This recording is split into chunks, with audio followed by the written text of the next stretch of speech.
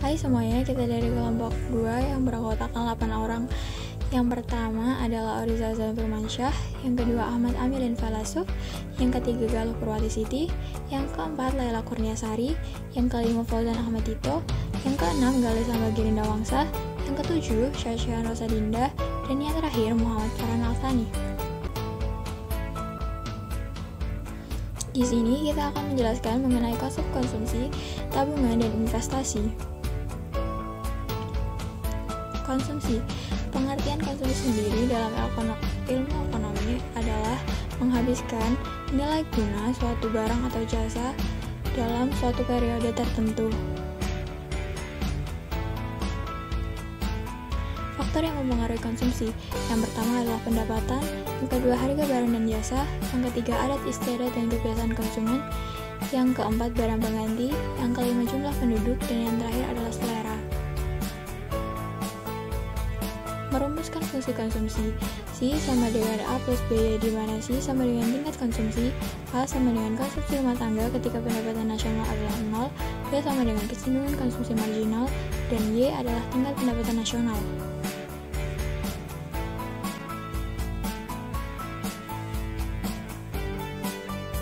Membedakan APC dan MPC. APC adalah kecenderungan mengkonsumsi rata-rata, di mana APC sama dengan C periode, di mana APC sama dengan rata-rata jumlah konsumsi, C sama dengan konsumsi, dan YD sama dengan disposable income.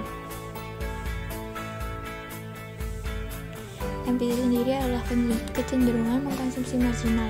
MPC sama dengan delta C per delta YD, di mana delta C sama dengan peningkatan jumlah konsumsi, dan delta YD sama dengan peningkatan jumlah pendapatan disposable.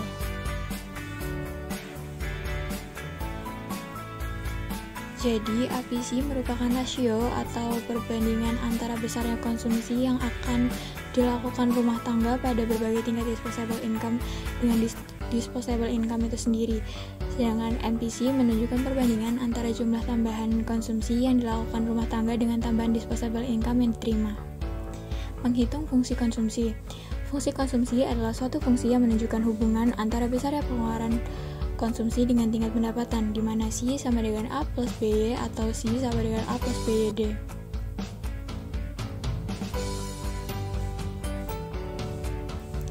Sifat-sifat kurva konsumsi. Yang pertama adalah kurva konsumsi memiliki slope positif, lalu kurva konsumsi memotong sumbu-C di atas 0, dan yang terakhir adalah konsumsi tidak dapat 0.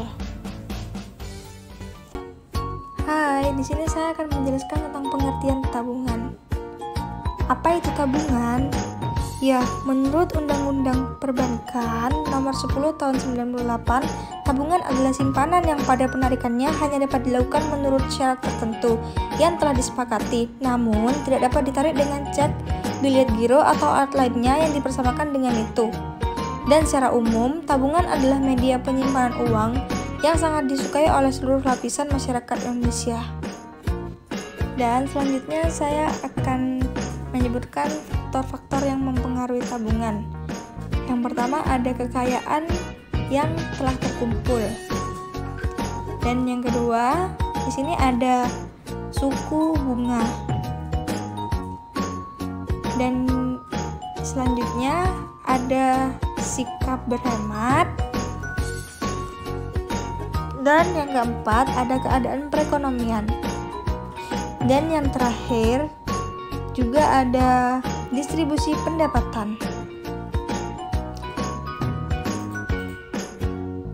Dan selanjutnya, di sini saya akan menjelaskan tentang rumus fungsi tabungan, yaitu S sama dengan tingkatan tabungan nasional, 1 min B sama dengan MPS, yaitu tambahan pendapatan yang digunakan untuk tambahan tabungan.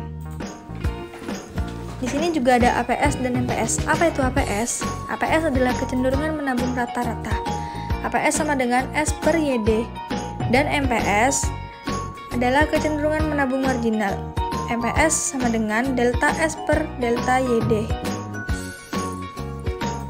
Dan di sini ada menghitung fungsi tabungan, di mana S sama dengan 1 min C dan MPC plus MPS sama dengan 1. Dan di sini ada contoh soal ya teman-teman, bisa dilihat. Nah, ini dia. Langsung dijawab aja ya teman-teman. Masukkan rumus di bawah ini. Dan S sama dengan min A plus S kali Y. S sama dengan min 200 plus 0,2 Y. Oke. Nah, ini dia gambar kurva tabungan.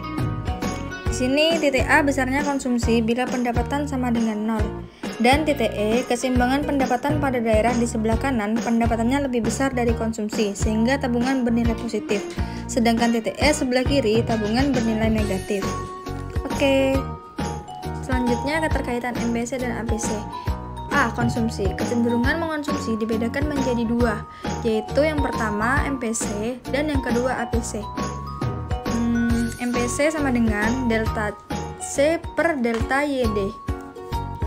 Yang B. Tabungan. Fungsi tabungan adalah suatu fungsi yang menggambarkan hubungan antara tingkat tabungan rumah tangga dengan pendapatan nasional dalam perekonomian.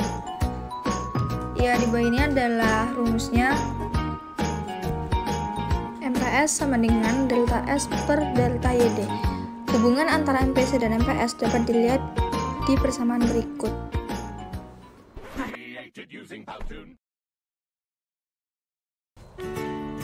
Ya, yang ke-11 yaitu menghitung fungsi tabungan. Fungsi tabungan menjelaskan hubungan antara tabungan dan pendapatan nasional. Ya, selanjutnya sehingga persamaan matematis fungsi tabungan adalah di mana S sama dengan 1 min C dan MPC ditambah MPS sama dengan 1. Jika A adalah konsumsi otonom, maka menunjukkan tabungan otonom. Sedangkan S adalah koefisien pendapatan nasional. MPS yaitu delta S, delta Y. Oke, selanjutnya kita langsung ke contoh soal. Ya, ini dia contoh soal dan jawabannya ya teman-teman. Bisa dilihat. Dan selanjutnya di sini ada gambar kurva tabungan. Nah, ini dia gambar kurva tabungannya. Bisa dilihat ya teman-teman. Nah, titik E keseimbangan pendapatan pada daerah di sebelah kanan lebih besar, jadi sehingga tabungan bernilai positif, sedangkan di sebelah kiri tabungannya bernilai negatif. Oke, sekarang keterkaitan MPC dan MPS. Nah, yang A adalah konsumsi. Kecenderungan mengonsumsi dibedakan menjadi dua, yaitu MPC dan APC. Nah, ini dia kecenderungan mengonsumsi marginal atau MPC. Nah, rumusnya ada di bawah ini ya teman-teman. MPC adalah delta C per delta YD. Dan yang B ada tabungan. Jika bicara tentang konsumsi, maka kita juga harus memikirkan tabungan saving. Tabungan merupakan bagian dari pendapatan yang tidak dikonsumsi. Oke, selanjutnya rumusnya sebagai berikut ya teman-teman. Bisa dilihat keterangan S sama dengan besarnya tabungan atau bisa disebut dengan save.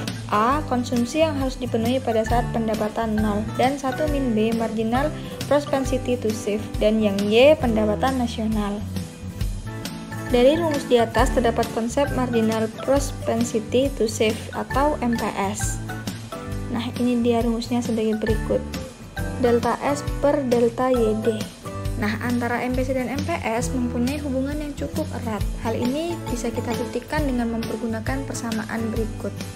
Oke, selanjutnya ada pengertian investasi. Investasi merupakan mempertahankan stok barang-barang modal yang terdiri dari mesin-mesin, pabrik, atau produk-produk yang tahan lama lainnya. Nah, investasi menghimpun akumulasi modal dengan membangun sejumlah gedung dan peralatan yang berguna bagi kegiatan produktif.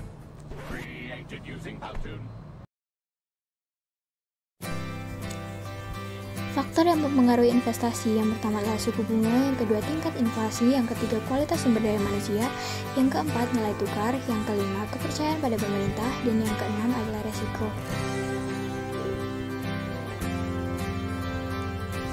Yang ketujuh ada demografi, yang kedelapan kelembagaan atau tata kelola yang baik, yang kesembilan kemudahan untuk mencari lahan, yang kesepuluh infrastruktur, yang kesebelas stabilitas sosial politik, dan yang terakhir adalah stabilitas ekonomi makro.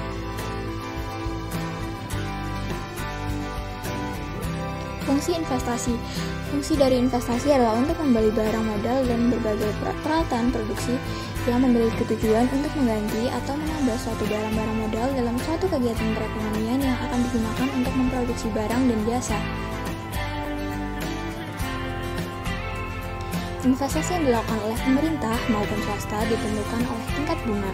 Permintaan akan investasi berbanding terbalik dengan tingkat bunga. Jika tingkat bunga tinggi, maka orang cenderung menabung uangnya di bank sehingga investasi rendah. Sedangkan bila tingkat bunga rendah, maka investasi akan tinggi.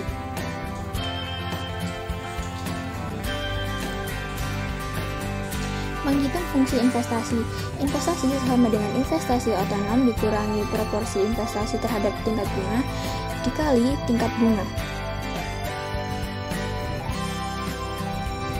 Ini adalah contohnya. Bila diketahui investasi sama dengan 75 dikurangi 250 dikali tingkat bunga dan rate of interest-nya sama dengan 20%, maka investasi sama dengan 75 dikurangi 250 dalam kurung 0,20 sama dengan 25.